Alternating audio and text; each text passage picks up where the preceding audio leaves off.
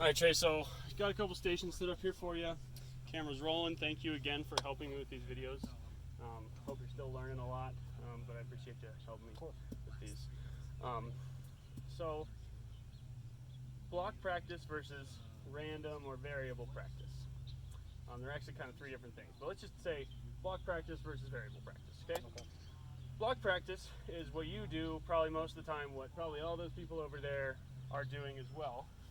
Same thing over and over, and it has its time and place. When you're making a swing change, when you're kind of trying to get that feel that you're trying to get, trying to do the same thing over and over, it can be really helpful. It's just really important that you don't do that for the whole practice time. So for your block practice, I've noticed your alignment gets a little wonky sometimes. So easy enough to practice, just put an alignment rod down, especially with the driver, so you don't have to move the alignment rod around too much. Put an alignment rod down, you hit one, probably up to, at the most 10 at a time on the same line, okay? And how long should 10 balls take? 10 minutes. 10 minutes, good job. Okay, so 10 balls, block practice.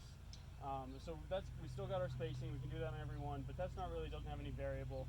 And so our challenge part, wherever you're aiming, let's give yourself 10 yards on either side of the fairway. So if you're gonna hit 10 balls, I want you to try to get, say for now, 8 out of 10. Now that we kind of got your swing kind of getting on the way to figure it out.